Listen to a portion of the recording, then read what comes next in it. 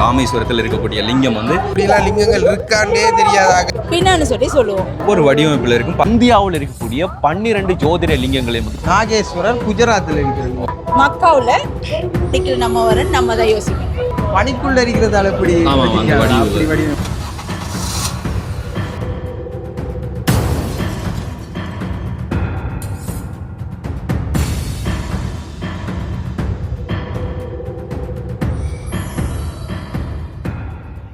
Welcome to RJ with KJ. Right. KJ வந்து இப்போ நார்த்தில் இருப்பாப்புல. அவர் வந்து வருவார் ஈஸ்ட்டுக்கு, முக்கியமான நாளுக்கு. அது என்ன நாள் அப்படி சொல்லி பார்த்தீங்கன்னு சொன்னால், இன்னைக்கு உலகம் முழுவதுமே வந்து சைவ மக்களாலும் சரி இந்து மக்களாலையும் சரி வந்துட்டு பூஜிக்கப்படக்கூடிய போற்றப்படக்கூடிய தமிழனுடைய சைவ கடவுளான முதற் கடவுளான சிவபெருமானுடைய சிவராத்திரி, அதாவது மகா சிவராத்திரி இன்னைக்கு. ஸோ இந்த சிவராத்திரி வந்து உலகம் முழுவதுமே வந்து பூஜிப்பாங்க, விடி கண்ணெல்லாம் முழிப்பாங்க. அதுக்காக வேண்டி ஸ்பெஷலாக வந்து மட்டக்களப்பு மண்ணில் முதல் முறையாக வந்து பிரம்மகுமாரிகள் அமைப்பினால் வந்து இன்னைக்கு இந்தியாவில் இருக்கக்கூடிய 12 ஜோதிட லிங்கங்களையும் வந்து தரிசனத்திற்காக இங்கே கொண்டு வந்திருக்காங்க. அதாவது கல்லடி பீச்சில் வந்து இது இப்போ நடக்குது. ஸோ இந்த லிங்கத்தை தான் வந்து நாங்கள் பார்க்க போகிறோம். இது நாள் வரைக்கும் நீங்களும் பார்த்துருக்க மாட்டீங்க, நாங்கள் கூட வந்து பார்க்கல. ஸோ இந்த ஒரு வீடியோவில் வந்து கண்டினியூவாக பார்க்கலாம். இந்த 12 ஜோதிட லிங்கமும் சடன்லி எப்படி மட்டக்களப்புக்கு வந்துச்சு அப்படிங்கிறத வந்து கண்டினியூவாக வீட்டில் பாருங்க. ஓகே, என்ன விளக்கம்னு சொன்னால் வந்து இன்றைக்கே எப்படி இருக்கு ப்ரோ? மியூசிக் ஷோ அன்னைக்கு வந்து எப்படி ப்ரோ இருக்கும்? மியூசிக் ஷோ அன்னைக்கு என்ன எப்படி சனம் இருக்கேனே தெரியும். ஆனா இன்னைக்கு என்ன க்ரௌடா இருக்கு. நான்டா இதனால வரைக்கும் இப்படி இங்கெல்லாம் வந்துட்டு வாகனம் பார்க் பண்ணி இந்த அளவுக்கு க்ரௌட் வந்து பார்க்கல. என்ன சொன்னா விசேஷ நாட்கள்ல வந்து பெருசா இங்கே வந்து வாரது கிடையாது. இதுக்கு முன்ன இப்படி நடந்துச்சா அப்படி சொல்லி வந்து தெரியாது. ஆனா இன்னைக்கு வந்து உண்மையை சொல்ல போனா இலங்கை வரலாற்றுல மட்டக்களப்புல வந்து கல்லடி பீச்சில் மகா சிவராத்திரிக்கு வந்து இவ்வளவு ஜனம் கூடி இருக்கு. இதுதான் முதல் தடவை. ஒவ்வொரு வருஷம் கோயில்ல தான் கண்முழிப்பாங்க செய்வாங்க. இந்த முறை வரலாற்று ஒரு சம்பவம் இது. ஆமா, முதல் முறையா கல்லடி பீச்சுக்கு வந்திருக்காங்க எல்லாரும். எனக்கு தெரிஞ்சது வரைக்கும் மகா சிவராத்திரியை வந்து இவ்வளவு பிரம்மாண்டமா வந்து கல்லடி பீச்சில் செய்து எனக்கு தெரியாது. எந்த வயசுக்கு எனக்கு தெரியாது. இதுக்கு முதல்ல செய்தாங்களா எல்லாரும் சொல்லி தெரியாது. ஆனா இதான் முதல் தடவை வந்து எங்களுக்கு தெரியுது. ஸோ இன்னைக்கு வந்து தேதி வந்து மகா சிவராத்திரியான 15ஆம் தேதி. ஸோ நாளைக்கு ஒரு நாள் இருக்கு. அடுத்த நாளைக்கு 17ஆம் தேதி தான் வந்து ரொம்ப பிரம்மாண்டமான ஒரு மியூசிக் ஷோ. அதாவது உங்களுக்கு தெரியும் யார் வர்றாங்க அப்படின்னு சொல்லி. ஸோ உன்னிகிருஷ்ணன் வர்றாங்க, அதோட சேர்த்து உன்னிகிருஷ்ணனோட மகள் வராங்க. ஸோ அவ்வளவுக்கு ஒரு பிரம்மாண்டமா வந்து இந்த ஒரு இசை கச்சேரி வந்து இருக்க போகுது. ஏன்னா இதுல முக்கியம் என்ன அப்படி சொல்லி பாத்தீங்க சொன்னா, இவர் உங்களுக்கு தெரிஞ்சிருக்கு நினைக்கிறேன். பிரபல ஒரு யூடியூபர். வணக்கம். என்ன இப்பதான் நாங்க உள்ள போயிட்டு லிங்கங்கள்லாம் பார்த்துட்டு வாரோம். கணக்கா உள்ள விளங்கப்படுத்தி கொண்டிருக்காங்க. அப்ப எல்லாத்தையும் பார்த்துட்டு என்னமோ தந்திருக்காங்க. அப்ப அதை வாங்கிட்டு வாரோம். ஒரு ஆன்மீக சிந்தனையா வந்து ஒரு நம்மளோட மத ரீதியாக நம்மளுடைய வழிபாடு ரீதியாக அப்படி போகணும்னு சொன்னா இங்க பாருங்க ப்ரோ. வெங்கலமாயிரு நீங்க எல்லாம் சொல்லி வந்திருக்கீங்க. என்னட்ட யாரும் சொல்லல ப்ரோ. நடக்குது. நாங்க வீடியோ அடிக்கடி அப்லோட் பண்ணி கொண்டிருக்கோம். அவர் வீடியோஸ் பாக்குறீங்களா ப்ரோ? வார இல்ல ப்ரோ. Right, okay. நீங்க சொல்லுங்க. நீங்க வந்து இந்த சைடு தான், வெட்டிக்குளம் சைடு தான். உங்களோட வயசுக்கு மட்டக்களப்பு மாவட்டத்துல இந்த கல்லடி பீச்சில் இதுவரைக்கும் மகா சிவராத்திரிக்கு இப்படி ஸ்பெஷலா நடந்திருக்குது? இதுவரைக்கும் நான் பிறந்ததுக்கு இதுதான் முதல் தடவை இந்த மாதிரி கொண்டு வந்து இப்படி ஒரு நிகழ்வு நடத்துறாங்க. இப்ப கணக்கு பேருக்கு எங்கெங்க எந்த லிங்கங்கள் இருக்கு, இப்படிலாம் லிங்கங்கள் இருக்கான்னே தெரியாத கணக்கு பேர் இருக்காங்க. இது ஒரு பெரிய ஆப்பர்ச்சுனிட்டி. கணக்கு பேர் இங்க வந்து பாக்குறதுனால இப்படியெல்லாம் லிங்கம் இருக்கு, இந்த லிங்கங்கள்லாம் இந்த இடத்துல இருக்குன்னு அறிஞ்சு கொள்றதுக்கு ஒரு நல்ல ஒரு சந்தர்ப்பம் இந்த லிங்கங்களை எல்லாம் வந்து பாக்குறதுக்கு. ஸோ இது வரைக்கும் நான் கூகுளில் தான் படிச்சிருக்கேன் முக்கியமான சிவலிங்கங்கள் எங்கெங்க இருக்கு இந்தியாவோட அப்படின்னு சொல்லி. ஆனால் இங்கே டிரெக்டாக அந்த வடிவத்தோட சேர்த்து அந்த இடங்களையும் வந்து அமைச்சு காட்டுறாங்க. எல்லா இடத்தையும் மென்ஷன் பண்ணி போட்டிருக்காங்க. இங்கே இந்த மாதிரி எல்லாத்தையும் மென்ஷன் பண்ணி போட்டிருக்காங்க. ஸோ அது வந்து எல்லாருக்கும் ஒரு யூஸ்ஃபுல்லாக இருக்க போது. இப்போ அடுத்த பயணம் நீங்கள் எங்கே? அடுத்த பயணம் இப்போ நாங்கள் வீட்டை போகிறோம். இப்போ நீங்கள் கொக்கட்டிச்சோல பக்கம் போய் பார்க்கலையா? கொக்கட்டிச்சோல போகிற பிளான் இல்லை. ஸோ கண் முழிக்கிறதெல்லாம் இல்லை, டெய்லி கண் தானே தான் முழிக்கிறோம். வயசு படிக்க கண் முழிப்பீங்க எங்களுக்கு தெரியும். டெய்லி உங்களோட வயசு தான் எங்களுக்கு தெரியாதா? சரி, ஓகே, சந்திப்போம். மியூசிக் ஷோல சந்திப்போம். மியூசிக் ஷோ கண்டிப்பா எல்லாரும் வரும். சிவராத்திரி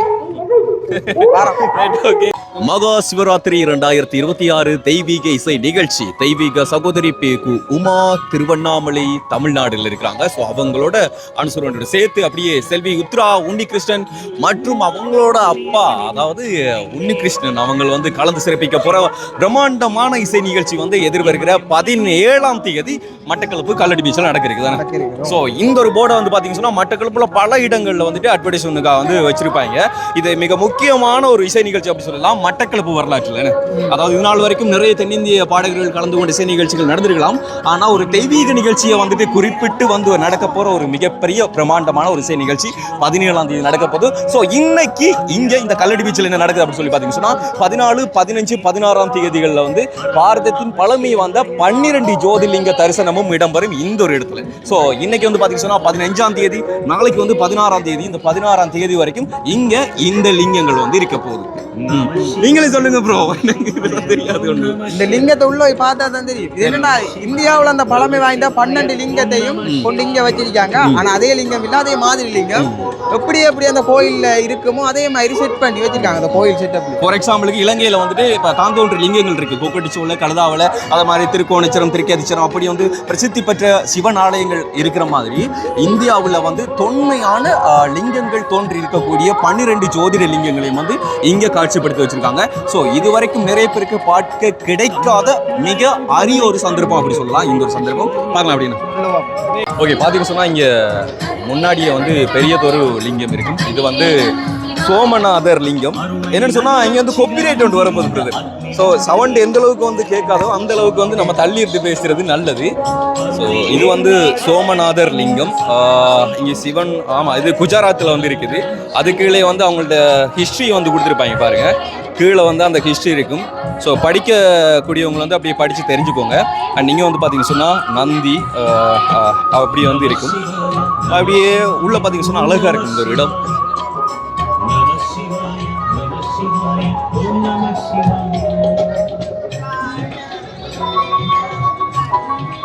இந்த லிங்கத்தோட பேரை சொல்லுங்க ப்ரோ நீங்க.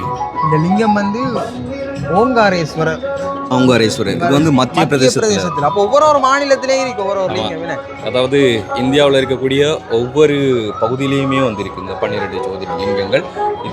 இது வந்து நாகேஸ்வரர் குஜராத்தில் இருக்கிறது. ஓகே, அப்படியே அந்த சைடு அந்த வடிவமைப்புகளையும் பாருங்கள் எப்படி இருக்கு அப்படின்னு சொல்லிட்டு. இங்கே எல்லாம் நிறைய பேர் லைனில் இருக்கிறதுனால மதியம் வரும்போது வந்து கொஞ்சம் ஆட்கள் குறைவாக இருந்தது. ஆனால் இரவு நேரத்தில் வந்து அதிகமான ஆட்கள் வந்து இருக்கிறாங்க. ஸோ இங்கே வந்து பார்த்தீங்கன்னு சொன்னால் விஸ்வநாதர். ஸோ விஸ்வநாதர் இது எந்த மாநிலத்தில் இருக்கு பிரதர்? உத்தரப்பிரதேசம். உத்தரப்பிரதேசத்தில் இருக்கு. தமிழ்நாடு ஒன்று இங்கானல தமிழ்நாட்டிலேயும் இருக்குது. தமிழ்நாட்டிலேயுமே இருக்கு. பார்ப்போம். ஆனால் இதுக்கு முதல்ல இப்படியான வடிவு உள்ள லிங்கங்களை பார்த்துருக்கீங்களா அப்புறம் நீங்கள்? நான் லிங்கங்களே இப்போ தான் ஸ்பெஷலாக இங்கே பார்க்குறேன். பார்த்துருக்கேன் லிங்கம்னா இப்படி இருக்கும், ஒரே வடிவமைப்பில் இருக்கும். டிஃப்ரெண்டாக இருக்குது. இல்லை இங்கே வந்து பார்த்தீங்கன்னா பல வடிவமைப்பில் இருக்கும். இது வந்து கிருஷ்ணேஸ்வரர். இது வந்து மகாராஷ்டிராவில் இருக்கு. அதுக்கான ஸ்டோரி எல்லாமே வந்து இங்கே இருக்குது பாருங்க. அண்ட் அதே மாதிரி இது வந்து ரொம்பவே வித்தியாசமான ஒரு லிங்கம். இது வந்து கேதாரநாதர். இது வந்து இமயமலையில் இருக்குது. இமயமலைக்கு போகல நீங்கள் இன்னும் போங்க, இனித்தான் போகிற பிளான் இருக்கு. ஓகே, இது வந்து இப்படி அந்த பனிக்குள்ள இருக்கிறதால இப்படி வடிவமைப்பு. ஸோ அப்படியே இங்கே வந்து பார்த்தீங்கன்னு சொன்னால் இது வந்து ராமேஸ்வரம். நீங்கள் கேட்டீங்க தமிழ்நாட்டில் வந்துருக்கு. தமிழ்நாட்டில் வந்துட்டு மிக முக்கியமான ஒரு பிரசித்தி பெற்ற லிங்கம் இருக்கக்கூடிய பகுதி தான் வந்து இந்த ராமேஸ்வரம். ஸோ இது வந்து ராமேஸ்வரத்தில் இருக்கக்கூடிய லிங்கம் வந்து இப்படித்தான் இருக்கும்.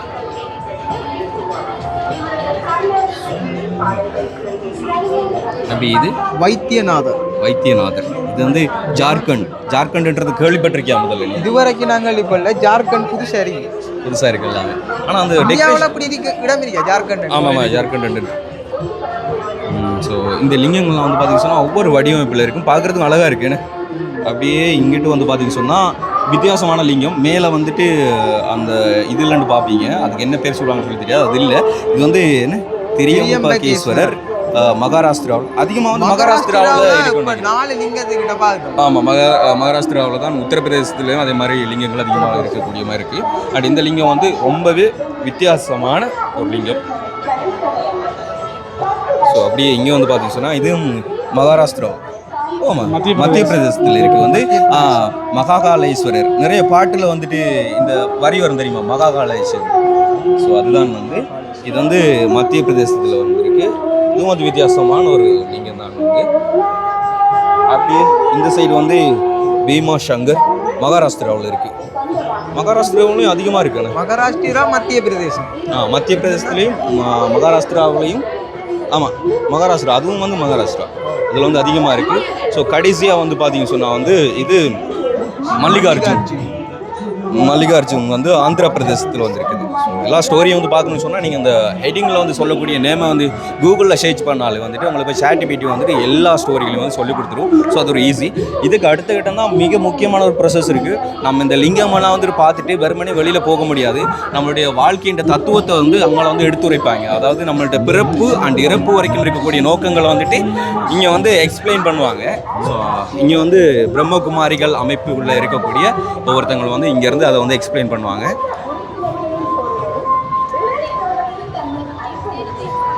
இப்போ நம்ம வந்து ஆத்மாவாகி நானே இயக்குனர்னு சொல்கிறோம். அப்படின்னா இந்த உடலை இயக்குறது வந்து உயிர் தான். நம்ம வந்து என்ன நினைக்கிறோம், உடல் தான் இல்லைன்னு சொல்லி நினைக்கிறோம். ஆனால் வந்து இந்த உடல் வந்து உயிர் இல்லாத உடம்புக்கு நம்ம என்ன சொல்லுவோம், சரீரம் தான் சொல்லுவோம். சரீரம் இல்லை பின்னான்னு சொல்லி சொல்லுவோம்.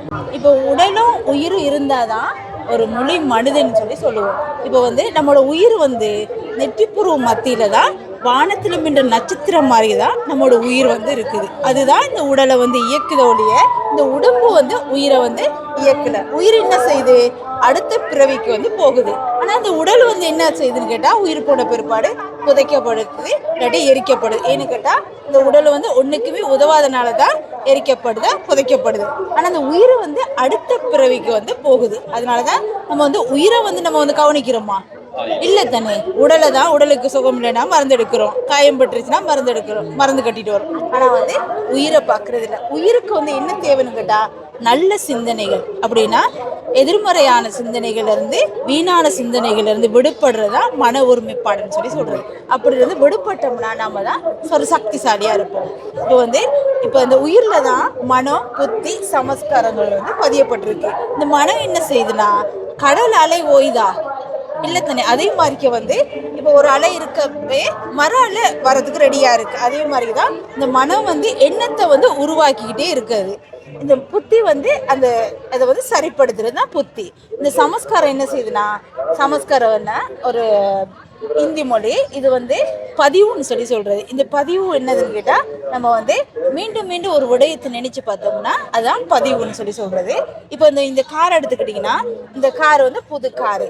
இந்த ஓட்டுநர் வந்து ஒரு குடி போதையில் ஒழுங்கு இல்லாட்டி இந்த காரை வந்து என்ன நினைக்கிறீங்க, ஆக்சிடென்ட் தானே ஆகும். அதே மாதிரி தான் நாமளும் வந்து வீணான எதிர்மறையான எண்ணங்களை நினைக்க நம்ம வந்து மனம் வந்து என்ன செய்யுதுன்னு கேட்டால் இந்த ஆத்மா வந்து சக்தியை வந்து இழக்க நம்ம உடம்பு வந்து பலவீனமாக ஒரு கட்டத்தில் நம்ம வந்து 7ஆவது நிலைமைக்கு ஹாஸ்பிட்டலுக்கு போனோம்னா அவங்க என்ன சொல்கிறாங்க, உங்களுக்கு நிறைய சிந்திக்கிறீங்க, நிறைய யோசிக்கிறீங்க, அதனால உங்களுக்கு வந்து ப்ரெஷர் வந்துருச்சு, சுகர் வந்துருச்சு, இதுக்கெல்லாம் இது எப்படிலாம் சொல்கிறாங்க.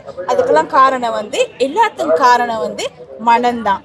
இப்போ இங்கே பார்த்தீங்கன்னா இந்த விஷ்ணுவா இருக்கட்டும், புத்தரா இருக்கட்டும், விறகு வெட்டியாரா இருக்கட்டும், எல்லாத்துக்குள்ளேயும் ஆத்மா தான் இருக்க ஒழிய இவங்கெல்லாம் வந்து கடவுள் இல்லை. இங்கே வந்து ஒரு டாக்டர், ஒரு அரசர், ஒரு லோயர் இருக்காரு, இவருக்குள்ளேயே வந்து ஒரு ஆத்மா தான் இருக்காங்க. இவங்க வந்து இவங்க பாகத்தை வந்து அவங்க வந்து நடிக்கிறாங்க.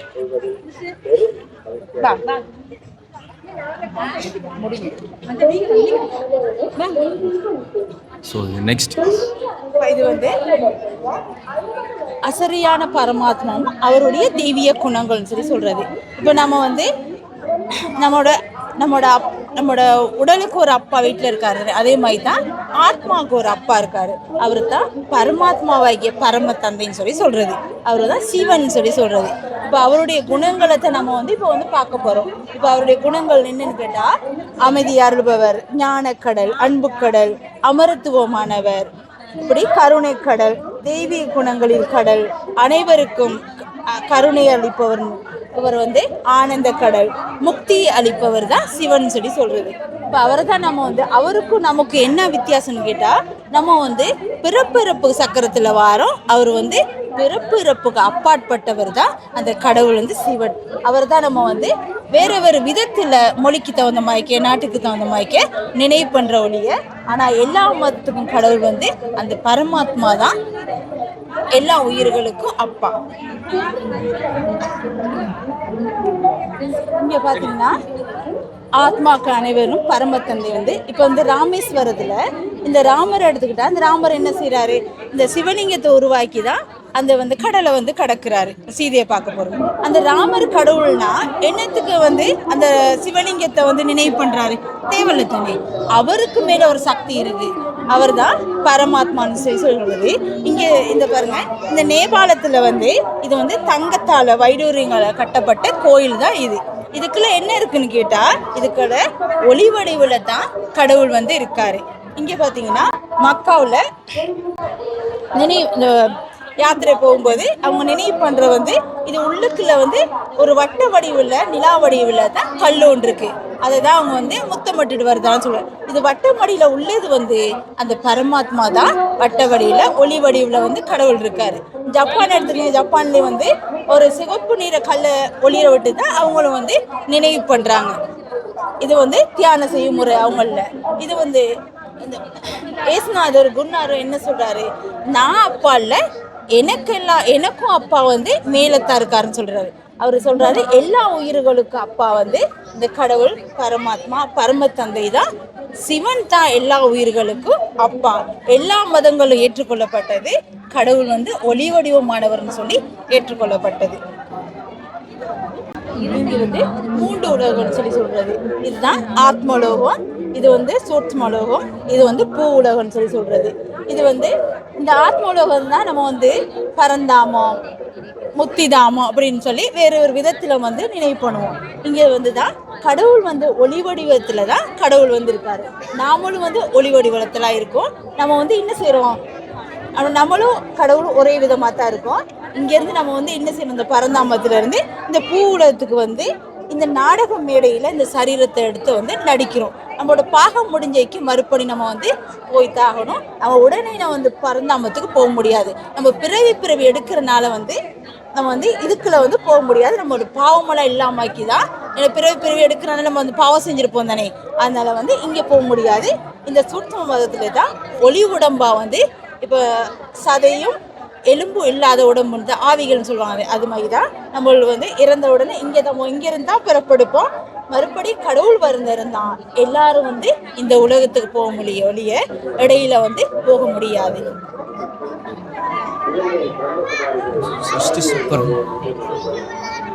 இது வந்து சிருஷ்டி சக்கரம் சொல்லி சொல்றது.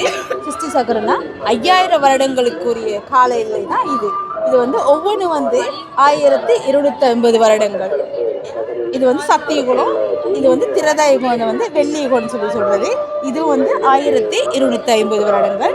இது வந்து துவாபர யுகம், இது வந்து ஏன்னா செப்பு உலகம்னு சொல்லி சொல்றது. இதுவும் 1250 வருடங்கள். இதுதான் கலியுகம்னு சொல்லி சொல்றது. இதுல தான் வந்து நாம எல்லாமே இதுல தான் இருக்கிறோம். இதுல இருந்து கடவுளை யார் நினைவு பண்ணி அவருடைய வழிகளை பின்பற்றுமோ அதுதான் இந்த 100 ஆண்டு கால வெண்மையை காட்டியிருக்க சங்கம யுகம்னு சொல்லி சொல்றது. இவரை கடவுளை நினைவு பண்ணி அவரோட வழிகளை பின்பற்றி தான் நம்ம மேலே போகிறோம். மேலேருந்து நம்ம வந்து மறுபடி இந்த சத்தியுகத்தில் வந்து பிறப்படுகிறோம். இது வந்து எந்த துன்பமும் எந்த வலி வேதனையை அனுபவம் செய்யாத உலகம் தான் இந்த 2 உலகங்களும். இதுக்குள்ள வந்து இவங்கெல்லாம் வந்து பிறப்படுக்க மாட்டாங்க. இயேசுநாதரா, புத்தரா, இஸ்லாமரா யாரும் வந்து இதுக்குள்ள வந்து பிறப்படுக்க மாட்டாங்க. இவங்கெல்லாம் வந்து 2500 வருடங்களுக்கு பிற்பாடு தான் இயேசுநாதர், புத்தர் அவங்களோட சமயம்லாம் வந்து ஸ்தாபிக்கப்பட்டது. முழு கல்ப விருட்சமும் வந்து நாம தான் முதல்ல வந்து பிறப்படுக்கிறோம். ஸோ பார்த்தீங்கன்னு சொன்னால் அந்த சைடில் வந்துட்டு நம்ம தியானம் பண்ணக்கூடிய ஒரு ஆறு, ஸோ அங்கே இருக்குது அப்படியே. அண்ட் இந்த பக்கம் வந்து பார்த்தீங்கன்னு சொன்னால் படிமுறைகள் வந்து இருக்குதானே. ஸோ இங்கே வந்து கலியுகம் தொடக்கம் வந்து மேலே இருக்கக்கூடிய அவங்க சொன்ன அந்த மூலங்களில் இருக்கக்கூடிய ஆத்மலோகம் வரைக்கும் மேலே அப்படியே ஸ்டெப்ஸாக வந்து சொல்லி காட்டுவாங்க.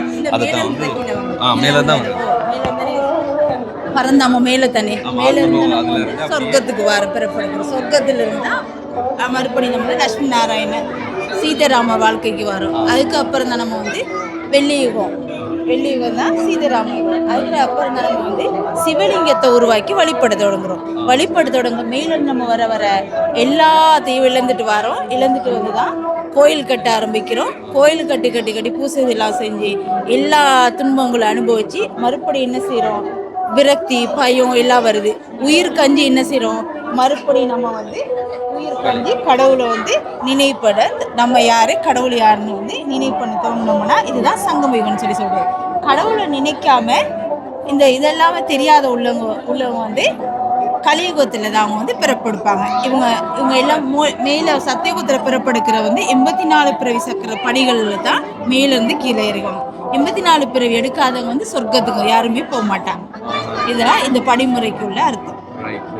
ஸோ பார்த்தீங்கன்னு சொன்னால் இது வெறுமனே ஒரு ஸ்டெப்ஸ்ன்னு பார்த்துறாங்க. இதுக்குள்ளே வந்துட்டு நிறைய விஷயங்கள் வந்து உள்ளடக்கி தான் வந்து இதை பிளான் பண்ணி இப்படி செய்திருக்காங்க. நம்ம வந்து இதில் இந்த படிமுறைக்குள்ள எந்த படிக்கல நம்ம வரன்னு நம்ம தான் யோசிக்கணும். மேலே சொர்க்கத்துலேருந்து வரோமா இல்லது நம்ம வழிபட்டு கீழே இறங்கி வாரோமா. வழிபடுனா சிவலிங்கத்தை உருவாக்கி கீழே இறங்கி வாரோம்.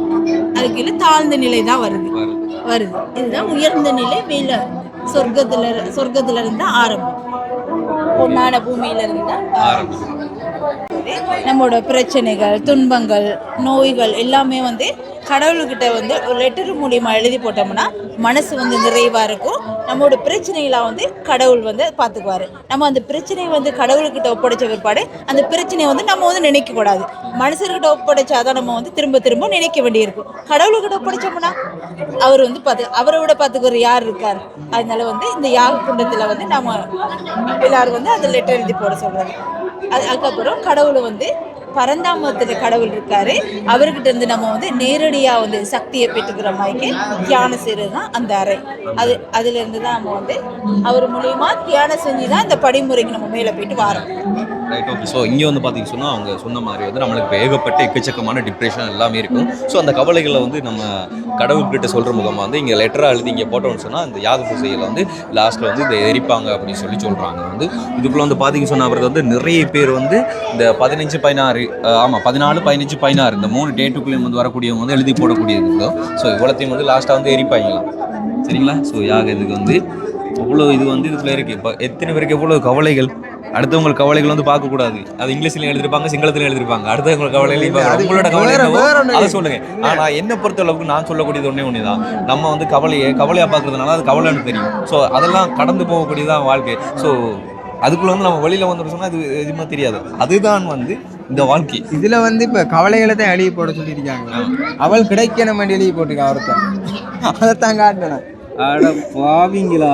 ஓ என்னடா, அதாவது அவனுக்கு அது ஒரு கவலையா இருக்கலாம். மனுஷனுக்கு 1000 கவலைகள் இருக்கு. அதாவது உடுப்பு இல்லை, சாப்பாடு இல்லை. இந்த கவலையெல்லாம் தாண்டி ஒருத்தனுக்கு வந்து அவனோட காதலி வந்து இல்லை அப்படிங்கிறது ஒரு கவலையை எழுதி போட்டிருக்கான். என்னத்தை சொல்றது. ஸோ அதான் பிரச்சனை. உண்மையில கவலைன்றது வேறப்பா. நீங்க அதை யோசிங்க. ஸோ அதெல்லாம் வந்து கடந்து வரக்கூடிய ஒரு வாழ்க்கை. அண்ட் அந்த அறையை வந்து லாஸ்ட்டாக வந்து பார்க்கலாம் நீங்கள் என்ன அப்படின்னு சொல்லிட்டு அதிகமாக வந்து தியான அறை அதிகமாக வந்து ஆலயங்களில் பிரம்மகுமாரிகள் அமைப்பினால வந்து இதை வந்து பண்ணுவாங்க.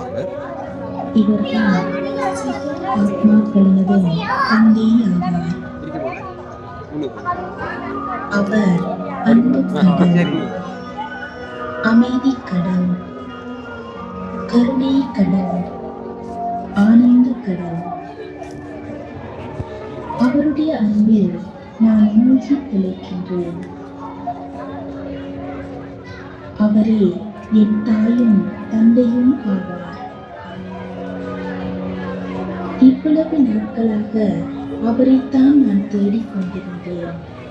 ஓகே, அது தியானம் பார்த்தீங்கன்னு சொன்னால் அது வந்து ஒரு தியான அறை. அதுதான் சொல்லியிருந்தாங்க. அப்போ அதுக்குள்ள வந்து பார்த்தீங்கன்னு சொன்னால் நம்மளோட மைண்டை வந்து ரிலாக்ஸ் பண்ணக்கூடிய மாதிரி வந்து நிறைய வாய்ஸ் கேட் எடுத்து வச்சுருப்பாங்க. ஸோ அதை வந்து அப்படி வந்து ஒளிபரப்பு செய்வாங்க ஒரு பெட்டகத்தில். அதாவது ஒரு ஒளி பெருக்கி பெட்டகத்தில் வந்து ஒளிபரப்பு செய்வாங்க. இல்லைன்னு சொன்னால் நேரடியாக அவங்களா வந்து பேசி கொண்டிருப்பாங்க. ஸோ அந்த டைமில் வந்து நம்மளோட மைண்டை ரிலாக்ஸ் பண்ணுற மாதிரி ஒரே ஃபோக்கஸ் வந்து அதில் இருக்கக்கூடிய ஒரு வெளிச்சத்தில் வந்து நம்ம தேய்ச்சிட்டு லைட்டாக கண்ணை மூடி அப்படியே அந்த தியானத்தில் இருக்கிறது. லாஸ்ட்டாக வந்து கண்ணை முழிச்சிட்டு வர வேண்டியதான். ஸோ என்ன சொன்னால் ஒவ்வொரு நாளும் நம்ம குறிப்பிட்ட ஒரு சில நேரங்களில் வந்து தியானம் இருக்கிறது வந்துட்டு நம்மளோட டிப்ரெஷனுக்கு வந்துட்டு ரொம்ப நல்லதுன்னு சொல்லுவாங்க. அதை வந்து குறைச்சி கொள்ளலாம் அப்படின்னு சொல்லுவாங்க. அதுதான் வந்து ரொம்ப முக்கியமானது.